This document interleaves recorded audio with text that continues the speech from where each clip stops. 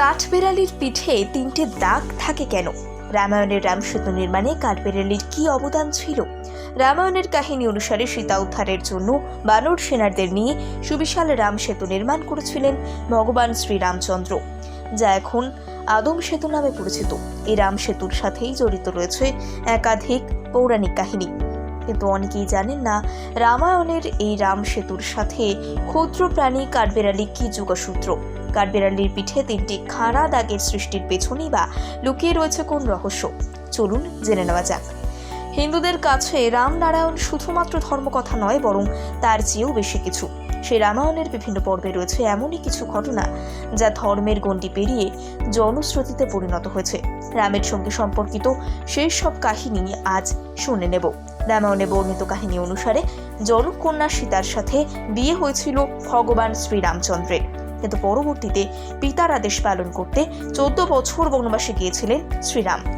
এই বনবাসে তার সঙ্গী হয়েছিল স্ত্রী সীতা এবং ভাই লক্ষণ।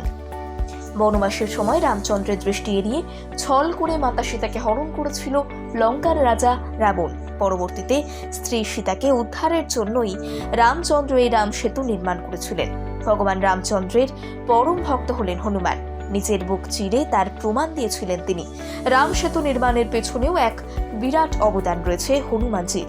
তবে অনেকেই জানেন না এই রাম সেতু নির্মাণের এক অজানা রহস্য, যার সাথেই যুক্ত রয়েছে ক্ষুদ্র প্রাণী কাঠবেড়ালির। কাঠবেড়ালির পিঠের তিনটি দাগের নেপথ্যেও রয়েছেন স্বয়ং শ্রীরাম। রামায়ণ অনুযায়ী সমুদ্রের ওপর সেতু বন্ধনের সময় হাজার হাজার বানর শ্রীরামচন্দ্রকে সাহায্য করেছিলেন। মূল কাজ বলতে ভারী পাথর বয়ে সমুদ্রে ফেলা। তা বানরের দলের কাছে সেই কাজ করা মোটেও কঠিন ছিল না, কিন্তু হঠাৎ একটি কাঠবিড়ালি এসে হাজির হয় সমুদ্র তীরে।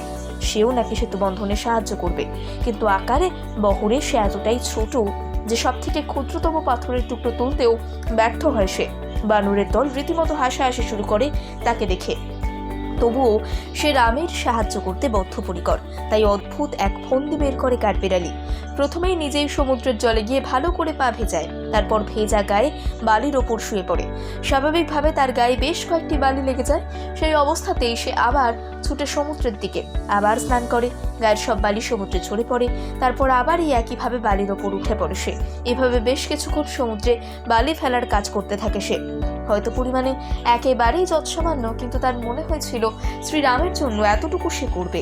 দূর থেকে কাঠবিড়ালির এই কাজ করা দেখছিলেন শ্রীরাম। তিনি ছুটে এসে কাঠবিড়ালিকে কোলে তুলে নেয়। সে কেন এমনটা করছে তা সহজেই বুঝতে পারেন রাম।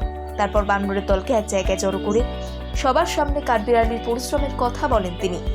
আকারে এত ছোট হয়েও সে যে এইভাবে রামের জন্য সাহায্য করেছে তা প্রমাণ করে দিয়েছিল তার রাম ভক্তির কথা।